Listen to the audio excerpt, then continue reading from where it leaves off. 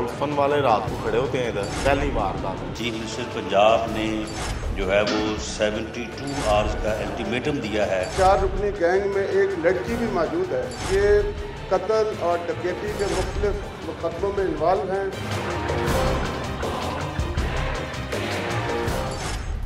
जराइम पेशा अनासिर के गिरोह मुल्क के मुख्तलिफ हिस्सों में सरगर्म हैं, मगर उन्हें जड़ से खत्म करने के लिए कोई भी मंसूबा नहीं बनाया जाता।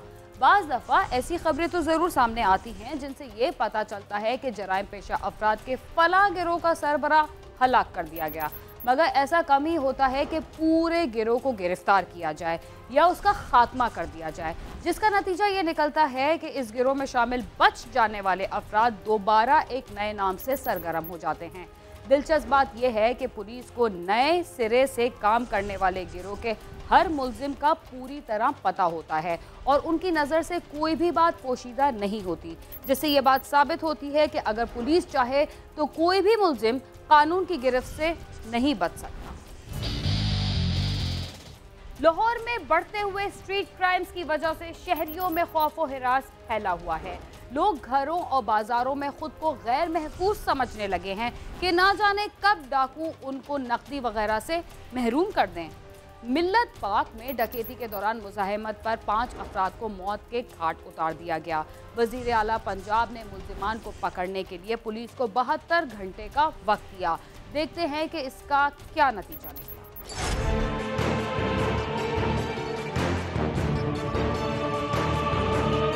मिल्लत पार्क के इलाके में चंद रोज कबल डाकुओं ने एक फोटोकॉपी की दुकान पर वारदात के दौरान मज़ाहमत पर बाप बेटे समेत 5 अफराद को फायरिंग करके मौत के घाट उतार दिया था। इस वाक़े के बाद पूरे इलाके में खौफ व हरास फैल गया था। मक़तूलीन के वर्सा और अहले इलाका पुलिस के खिलाफ फट पड़े। लोगों का कहना था कि नई नई फोर्सेस बनाई जा रही हैं, मगर जराइम कम होने की बजाय बढ़ रहे हैं।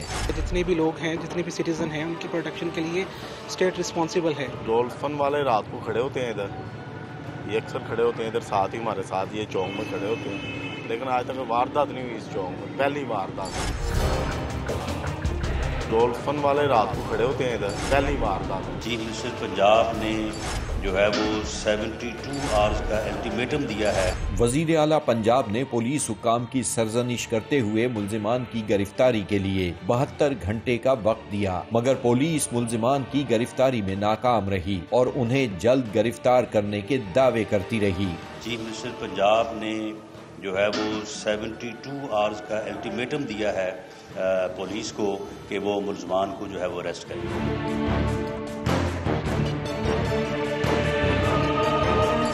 मुल्जिमान की गिरफ्तारी के लिए पुलिस ने क्या तरीका इस्तेमाल किया और गिरफ्तारी के बाद क्या इंकशाफ हुआ, आइए जानते हैं।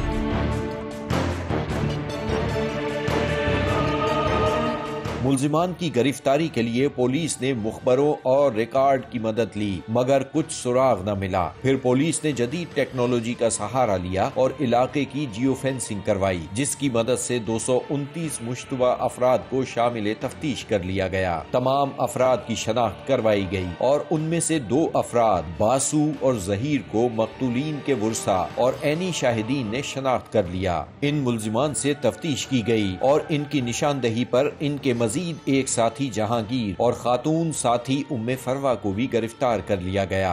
इन्होंने वहाँ मास्क पहने हुए थे और ड्यूरिंग रेजिस्टेंस इनके जो मास्क थे वो उतरे और जब बाहर भाग रहे थे तो एक डाकू का मास्क उतरा, जिससे वहाँ के लोगों ने इनके हुलिये जो थे वो नोट किए। वो हुलिये जो थे वो लाहौर पुलिस के साथ शेयर किए गए, लिहाजा लाहौर पुलिस ने 229 आदमियों को शॉर्टलिस्ट किया जो कि इस हुलिये के, इस हाइट के और इस किस्म की क्रिमिनल एक्टिविटीज में शामिल थे। पुलिस हुक्काम का कहना है कि डाकुओं की साथी उम्मे फरवा इलाके की रैकी करती थी और वारदात के लिए मुल्जिमान को असलहा भी वही फराहम करती थी। वो अकेली असलहा लेकर टारगेट पर जाती थी।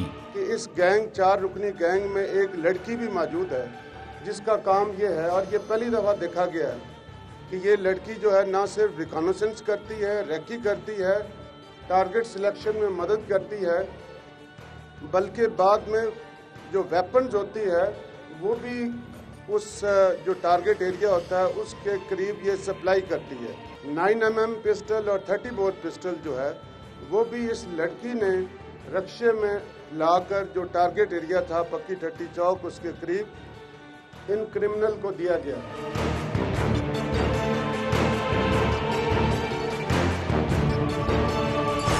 लाहौर में बढ़ते हुए जराइम से लोग परेशान हैं, मगर पुलिस के सरबराह का दावा है कि दीगर संगीन वारदातों में मुलव्विस मुल्जिमान को भी जल्द ही गिरफ्तार कर लिया जाएगा।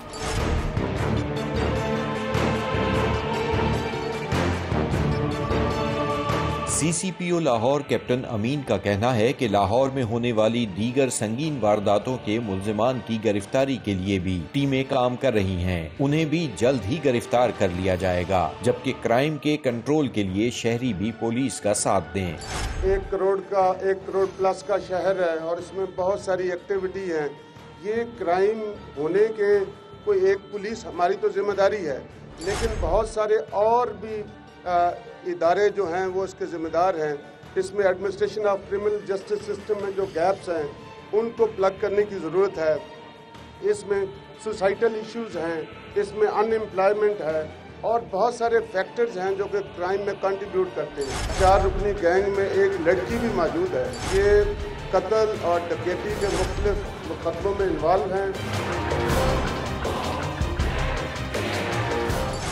मुल्जिमान की गिरफ्तारी के बाद कत्ल होने वाले 5 अफराद के बुरसा का क्या कहना है, आइए उनसे ही जानते हैं।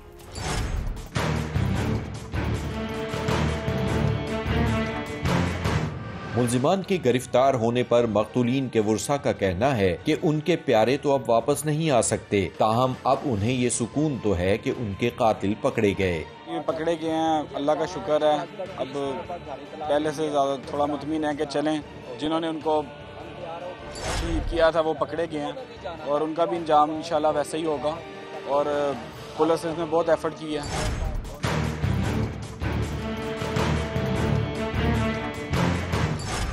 डाकुओं के गिरोह के साथ 3 मजीद अफराद भी पुलिस के हत्थे चढ़ गए। उनका क्या कसूर था, आइए जानते हैं।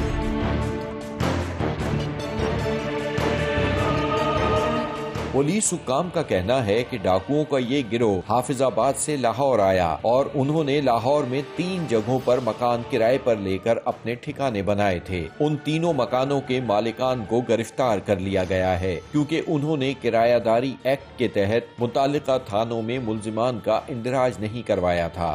ये जो क्रिमिनल्स हैं ये दर्जनों वारदात में हाफिजाबाद, सुखे की, शेखुपुरा, लाहौर और गुजरांवाला अभी तक जो रिकॉर्ड आया है ये कत्ल और डकैती के मुख्तलिफ मुकदमों में इन्वॉल्व हैं। जिन लोगों ने भी इनको घर किराए पर दिए हैं उनके खिलाफ भी कानून के मुताबिक भरपूर कार्रवाई होगी। ये 3 रुकनी गैंग जो कि क्रिमिनल को किराए पर मकान देता है और ये किसी किस्म का रजिस्ट्रेशन का प्रोसेस फॉलो नहीं करते, ये अबेटमेंट करते हैं।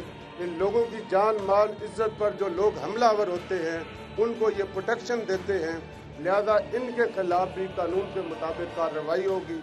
पुलिस हुक्काम का कहना है कि मुल्जिमान से मजीद तफ्तीश की जा रही है कि वो मिल्लत पार्क के अलावा और कितनी वारदातों में मुलव्विस हैं। मुल्जिमान से तफ्तीश की रोशनी में उनके मजीद साथियों की गिरफ्तारी भी मुतवक्के है। कैमरामैन लियाकत बशीर के साथ आमिर शहजाद, समा लाहौर।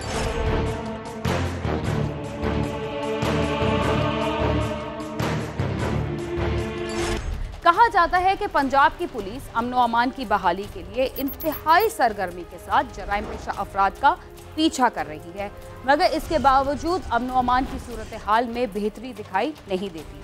प्रोग्राम क्राइम सीन में वक्त हुआ एक मुख्तसर से वक्फे का, तब तक आप समा के साथ ही रहिए।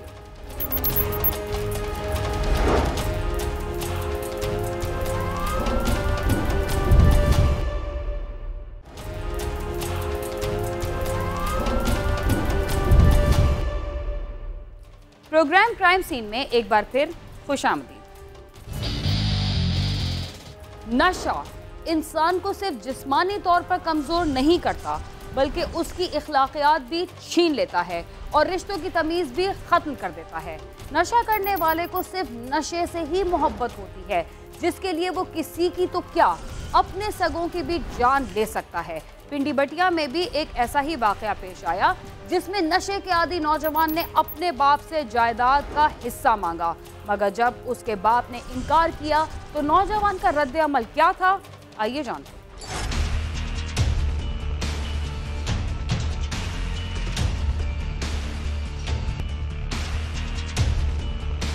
मोहम्मद शरीफ पिंडी भटिया के इलाके काले की मंडी का रिहायशी था।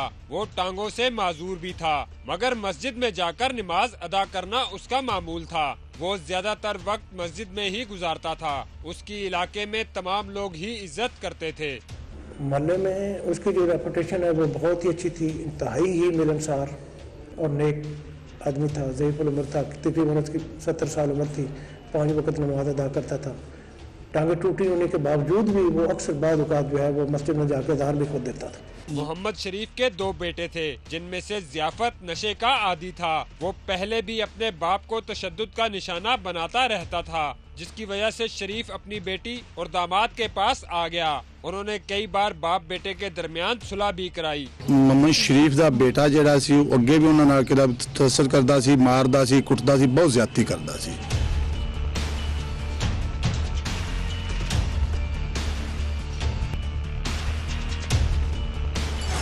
बदबख्त बेटे के नशे के अखराजात पूरे नहीं होते थे, इसलिए उसने बाप से जायदाद में हिस्से का मुतालबा करना शुरू कर दिया।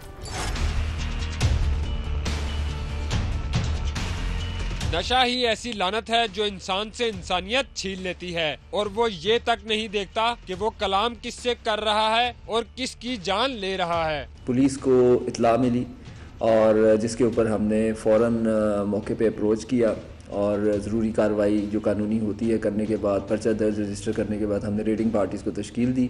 मेरे नज़दीक बड़ा अनफॉर्चुनेट है कि एक बेटे ने अपने वालिद को कत्ल किया है और मामूली से इख्तलाफ के ऊपर, लेकिन मैं इसको समझूंगा कि चूँकि ये नशे का भी आदी था और नशा भी इसमें हमारे सोसाइटी में एक बड़ा जो है वो नेगेटिव रोल प्ले कर रहा है कि लोगों को रिश्तों की तमीज़ नहीं रही। और मैं ये समझता हूँ कि इसमें जो है वो नशे का भी एलिमेंट मौजूद है, जो कि हमारे माशरे से जो है वो ख़त्म होना चाहिए। ज़ियाफत नशे का आदी था और उसे अपना नशा पूरा करने के लिए रकम चाहिए थी, जिसकी वजह से वो बाप पर तशद्दुद भी करता रहता था। इसी वजह से माजूर बाप अपना घर छोड़कर अपने दामाद और बेटी के साथ रहने लगा था। उस रोज वो अपने बेटे को किसी झगड़े पर समझाने के लिए घर आया था। ये मोहम्मद शरीफ जो है मकतूल, ये अपने बेटे से नाराज़ होकर अपनी बेटी और दामाद के घर रहता था।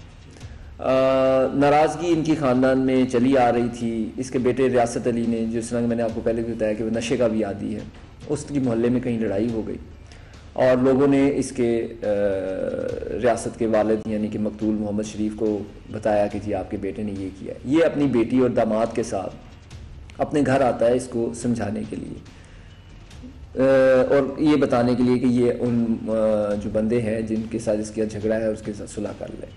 लेकिन बातों बातों में इनकी जो है वो लड़ाई हो जाती है मौके के ऊपर ही।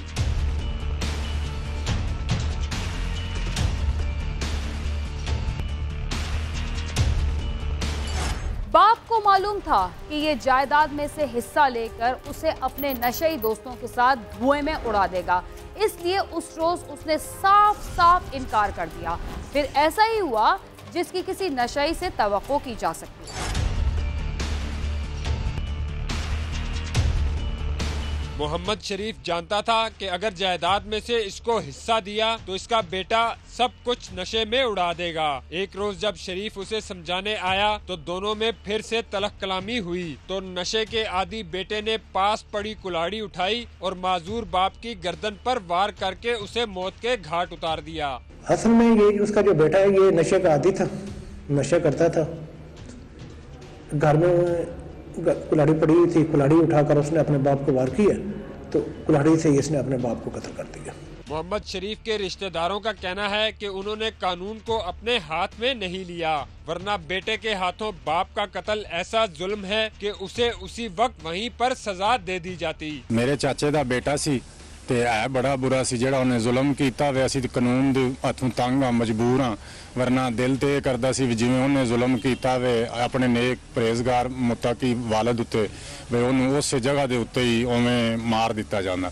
ਪਰ ਅਸੀਂ ਕਾਨੂੰਨ ਤੋਂ ਡਰਦੇ, ਮਜਬੂਰੀ ਤੋਂ ਅਸਾਂ ਲੋਕ ਵੀ ਸਾਰੀ ਦੁਨੀਆ ਵਹਿੰਦੀ ਸੀ, ਅਸੀਂ ਕਿਸੇ ਬੰਦੇ ਨੇ ਉਹਨੂੰ नहीं डरते जड़ा ना कुछ आके आज। बाप के गम में निराल बेटी कहती है कि जैसा जुल्म उसके भाई ने किया है ऐसा कभी किसी दुश्मन के साथ भी ना हो।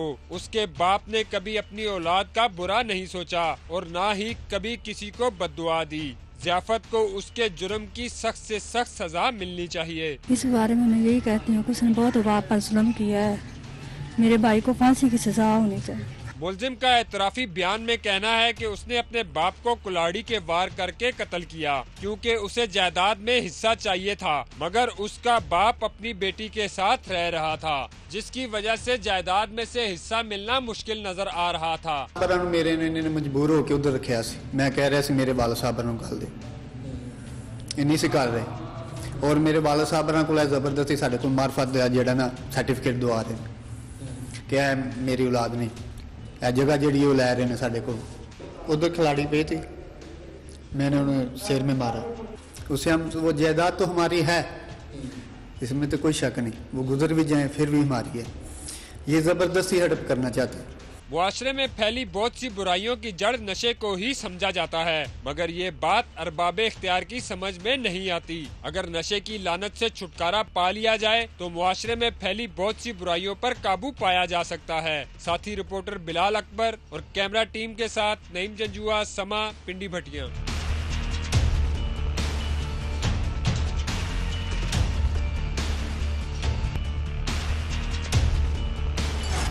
दहशतगर्दी पर काफी हद तक काबू पा लेने के बाद जब तक जराइम की वारदातों और जराइम पेशा अफराद पर काबू नहीं पाया जाता, मुल्क के मुआशी और समाजी हालात बेहतर नहीं हो सकते।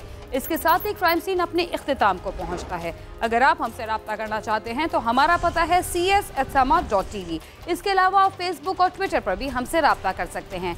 बीना खान और क्राइम सीन की टीम को इजाज़त दीजिए और देखते रहिए समा।